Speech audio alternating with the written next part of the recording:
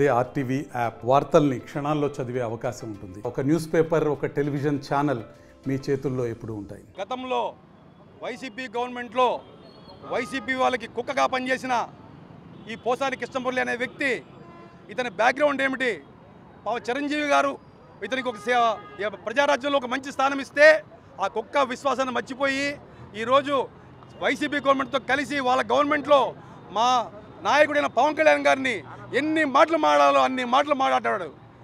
ఆ రోజు మేము ఎన్నిసార్లు పోలీసులు కేసు పెట్టినా ఏ రోజు ఎవరు కేసు తీసుకోలేదు. అందరి మనసులు చాలా బాధపడినాయి.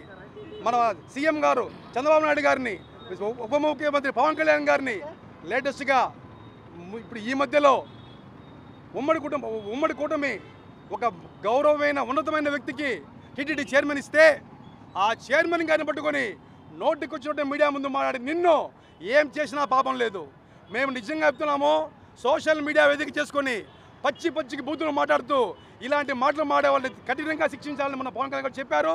మేమందరూ ఆనందపడుతున్నాము.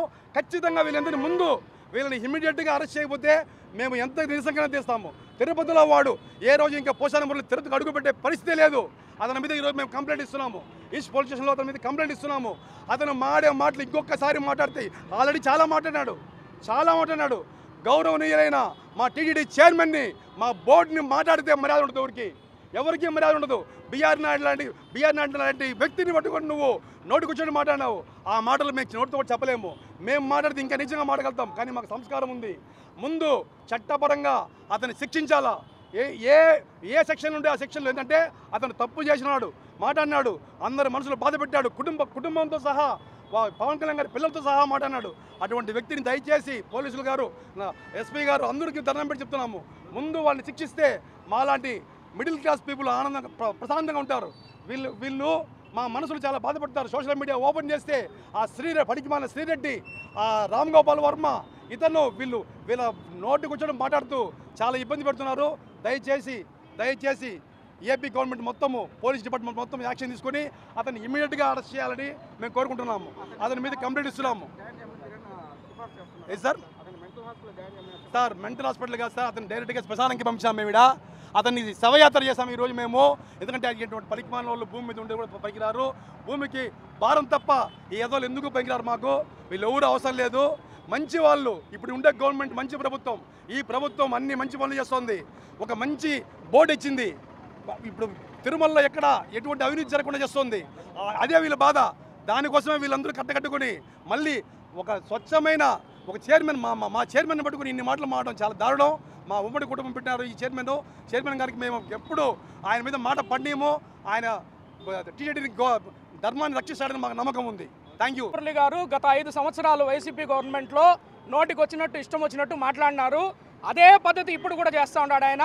ఇది మా గవర్నమెంట్, ఆల్రెడీ మా నాయకుడు పవన్ కళ్యాణ్ గారు చెప్పారు, ఇది మంచి ప్రభుత్వం కానీ మెతక ప్రభుత్వం కాదని. దయచేసి చెప్తున్నాను, పోసాని కృష్ణమురళి గారి మానసిక పరిస్థితి బాగాలేదు. ఆయన ఇలాంటి వ్యాఖ్యలు ఎంత శత్రుత్వం ఉన్నా కూడా ఈ విధమైన పదజాలం ఒక టీటీడీ చైర్మన్ గారి మీద ఉపయోగించడం అనేది కరెక్ట్ కాదు. ఈ మీడియా చూస్తోంది, సభ్య సమాజం చూస్తోంది, నీ ఇష్టం వచ్చినట్టు నువ్వు మాట్లాడుతూ ఉంటావు, ఫ్యామిలీస్ ఉంటాయి. దయచేసి గత 5 సంవత్సరాల్లో బిహేవ్ చేయనట్టు ఇప్పుడు కూడా అదే పందాలో పోవాలి, అదే విధంగా మాట్లాడతాను, అదే విధంగా తిడతానంటే గవర్నమెంట్ చర్యలు తీసుకుంటుంది, నిన్ను తీసి లోపలేస్తుంది. నీ విధంగా మాట్లాడే ఎవరైనా కూడా జైలుకు పోవాల్సిందే. ఈరోజు నువ్వు మీడియాని మాట్లాడుతూ ఉండవు, మీడియా వాళ్ళు కాళ్ళు నాకి ప్రోగ్రాములు చేసి పదవులు తెచ్చుకుంటున్నారు అంటున్నావు. నీ దగ్గర ఏం ఆధారాలు ఉంది అంటే మీడియా రిపోర్టింగ్ చేయకూడదా? 4th ఎస్టేట్ మీడియాని ఎట్లా మాట్లాడతావు? కాబట్టి ఇప్పటికైనా చెప్తున్నాం, దయచేసి నువ్వు బయటకు వచ్చి మాట్లాడితే విధానపరంగా మాట్లాడాలి తప్ప నీ ఇష్టం వచ్చినట్టు బూతులు తిట్టడాలు, ఫ్యామిలీ మెంబర్స్ని తిట్టడాలు ఇలాంటివన్నీ చేయడం కరెక్ట్ కాదని మళ్ళీ చెప్తున్నాం. మరిన్ని వీడియోస్ కోసం ఛానల్ ని సబ్స్క్రైబ్ చేయండి. లేటెస్ట్ అప్డేట్స్ కోసం వాట్సాప్ ఛానల్ ని ఫాలో అవ్వండి. ఆ లింక్ డిస్క్రిప్షన్ లో ఉంది.